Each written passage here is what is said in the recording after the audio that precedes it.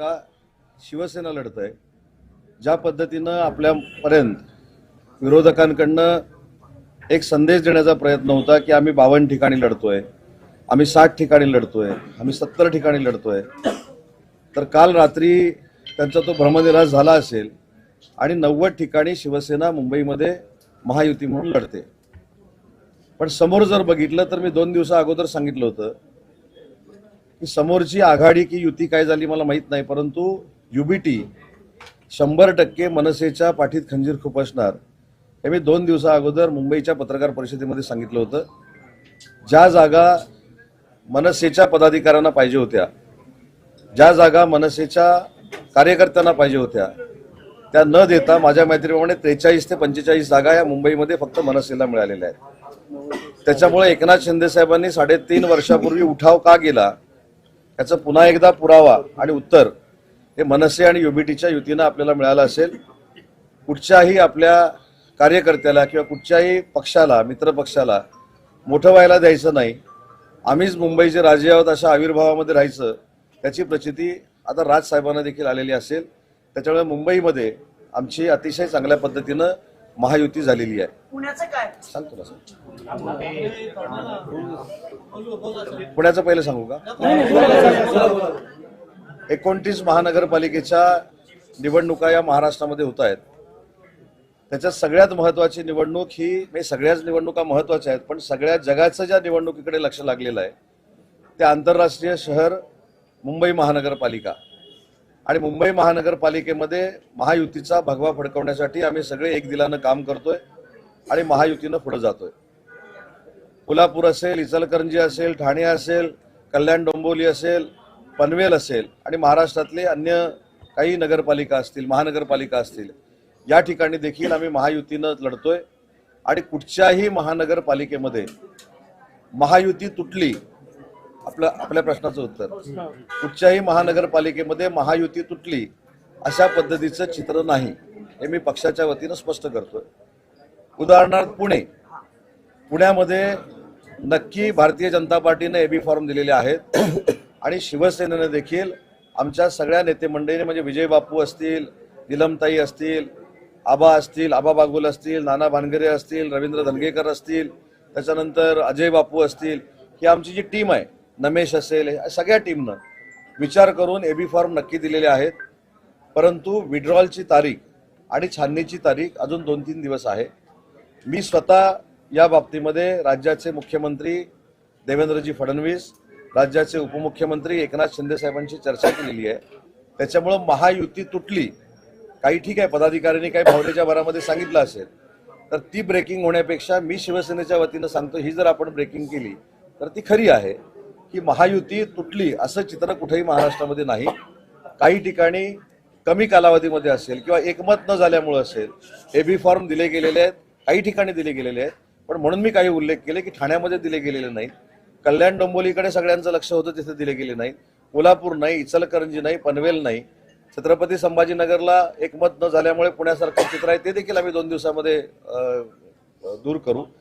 29 महानगरपालिकेच्या एकत्र निवडणुका लागण्याचं हे पहिलंच वर्ष आहे. आपण जर सगळ्या महानगरपालिकेचा इतिहास काढला तर त्याच्यामुळे नेते मंडळींना देखील आपापसामध्ये बोलायला वेळ कमी मिळालेला होता.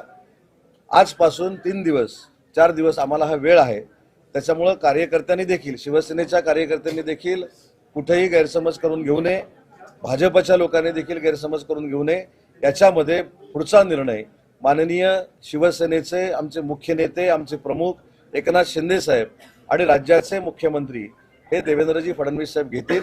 माझी चंद्रकांत दादांची देखील चर्चा झालेली आहे, माझी मुरली अण्णांची देखील चर्चा झालेली आहे आणि जी काही चर्चा झालेली आहे ती आमच्या सगळ्या पदाधिकाऱ्यांना कळावी यासाठी मला एकनाथ शिंदे साहेबांनी पुण्यामध्ये पाठवले.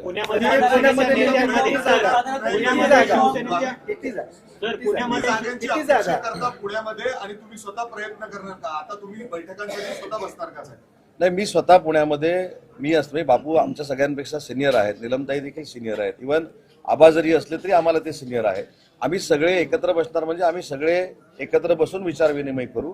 आम्ही जो काय प्रस्ताव असेल तो पुण्यामध्ये चर्चा करण्यापेक्षा आम्ही मुख्यमंत्री आणि उपमुख्यमंत्र्यांच्या समोर करू आणि तिथं निर्णय घेऊ. तुम्हाला जे आता पुण्यामध्ये जे जागा दिलेल्या आहेत बापू जे सांगतात त्यानुसार ते अर्ध्याच्या वर जागा जिथं आपले उमेदवारच नाही किंबहुना आपण निवडून येऊ शकत नाही अशा ठिकाणी तुम्हाला उमेदवार नाही. हे वाटपामध्ये नाराजगी आहे. नाही, हे वाटपामध्ये थोडंफार होऊ शकतं. बापू देखील सोबत इथं आहेत. आम्ही आता आम्हाला जिथं आम्ही जिंकू शकतो अशा वाटतो तिथंच एबी फॉर्म दिले गेलेले आहेत. याच्यामध्ये आम्ही चर्चा करू, चर्चा विनिमय करू आणि सकारात्मक कशा पद्धतीनं पुढे जाता येईल हे बघू. आता मगाशी मला कोणीतरी सांगितलं की आमचे कार्यकर्ते भावनिक झालेले आहेत. स्वाभाविक आहे, शेवटी एकनाथ शिंदे साहेबांच्या नेतृत्वाखाली काम करत असताना त्यांचं नेतृत्व संवेदनशील आहे.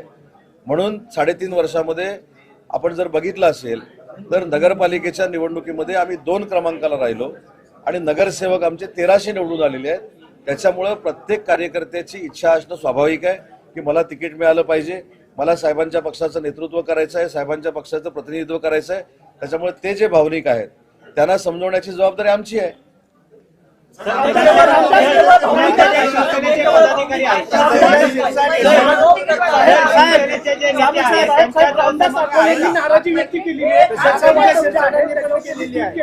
रामदास आठवले साहेबांची जी अलायन्स आहे ती महायुतीमध्ये भारतीय जनता पार्टी बरोबर आहे आणि आमची जी आहे ती रिपब्लिकन सेनेबरोबर आहे, आनंदराज आंबेडकरांबरोबर आहे. आम्ही आनंदराज आंबेडकरांना महाराष्ट्रामध्ये विश्वासात घेऊन जागा वाटप केलेलं आहे.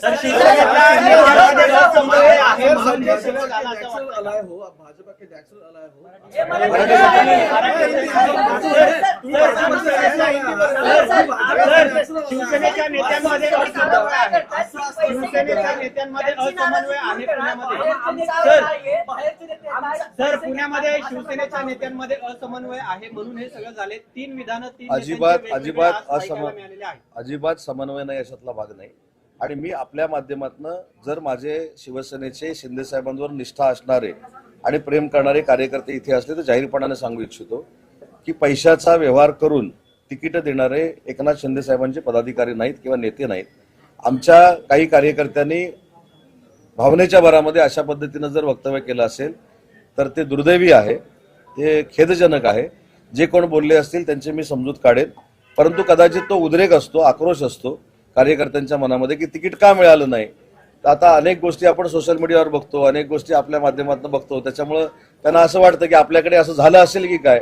पण असा एकही नेता आमच्या पक्षामध्ये नाही की जो आर्थिक व्यवहार करून अशा पद्धतीनं घाणेरडं कृत्य करेल. त्याच्यामुळे जे कोण बोलले असतील त्यांची समजूत.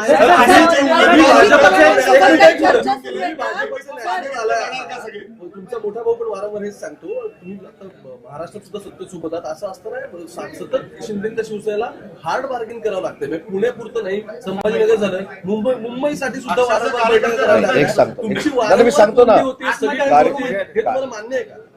कार्यकर्त्यांच्या भावना समजणारे आम्ही कार्यकर्ते आहोत. आम्ही देखील सर्वसामान्य कार्यकर्ते होतो.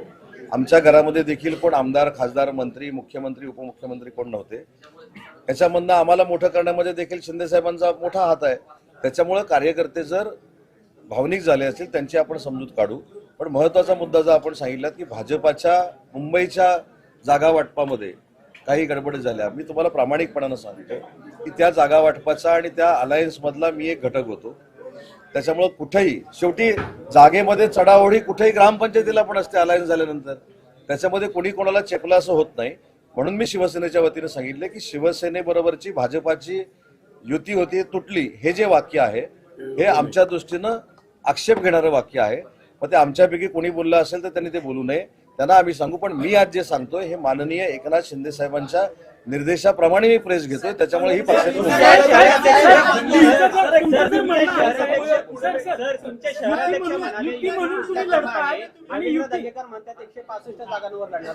माध्यमांना ते माहिती देतात. चुकीचं ब्रीफ तुम्हाला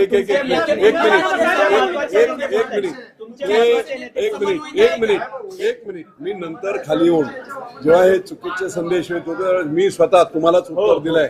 युती तुटलेली नाही. मुख्यमंत्री, उपमुख्यमंत्री यांच्याशी चर्चा झालेली आहे. वेळ कमी असल्यामुळे फॉर्म भरले जात आहेत. उद्या सगळ्यांशी चर्चा करून उदय सामंत इथे येत आहेत आणि जो काही समन्वयाने निर्णय घ्यायचा ते नेते घेतील हे मी तुम्हाला सांगितलं. चर्चा चालू आहे का? कारण काल काही पदाधिकारी तिकडे जिजाई निवासस्थानी साहेब, पण युती म्हणून दिसले जर होते. लढायचं असेल तर मग अजित पवारांना तुमचे कार्यकर्ते जाऊन काल भेटले नेते. अजित पवारांसोबत प्रस्ताव देखील 30 ते 35 जागांचा दिला. नाही, याच्यामध्ये मग हे एक- कशासाठी? याच्यामध्ये एक गोष्ट आहे की आमचे पदाधिकारी शरद पवार साहेबांच्या राष्ट्रवादीला जाऊन भेटले असते, ऐका ना, अजून बोलत आहोत. पूर्ण ऐका. किंवा युबीटीच्या नेत्यांना जाऊन भेटले असते तर आक्षेप घेण्यासारखं होतं.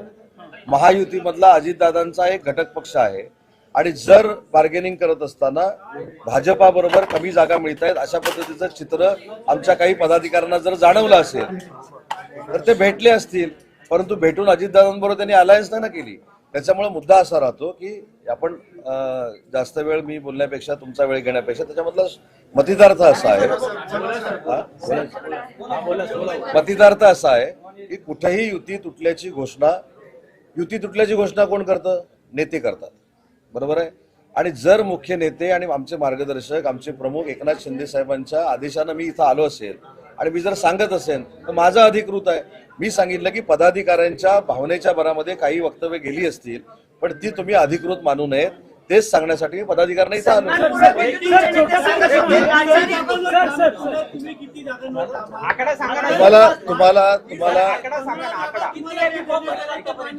तुम्हाला मी काय सांगितलं होतं मुंबईच्या बाबतीमध्ये, आकड्यापेक्षा 227 जागेवर महायुती लढणार आहे. आकडा पुढा आता काही सिक्रेट आमच्याकडे ठेवायला द्या ना.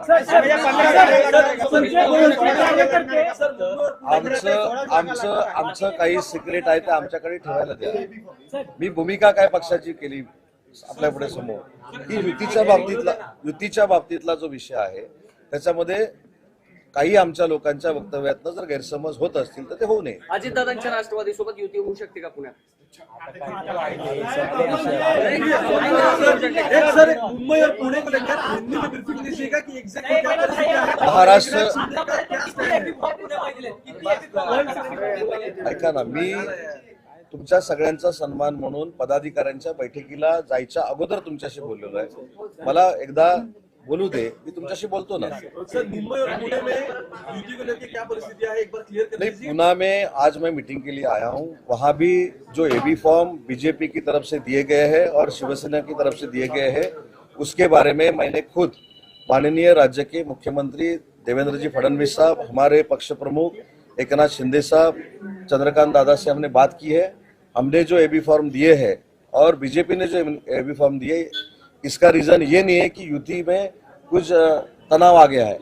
हमारे दोनों नेता जो मुख्यमंत्री और उप मुख्यमंत्री है वो बैठ के उसका डिसीजन लेंगे. आपका अलायंस इंटैक्ट है, आपका अलायंस इंटैक्ट है क्योंकि शहर प्रमुख जो है यहाँ के पुणे के वो फिर वापस आप वही क्वेश्चन नहीं, हिंदी में मैंने ये बोला है कि मैं यहाँ माननीय एकनाथ शिंदे साहब के निर्देश से आया हुआ हूँ, इसलिए मैंने जो अभी प्रेस कॉन्फ्रेंस ली वो ऑथेंटिक है.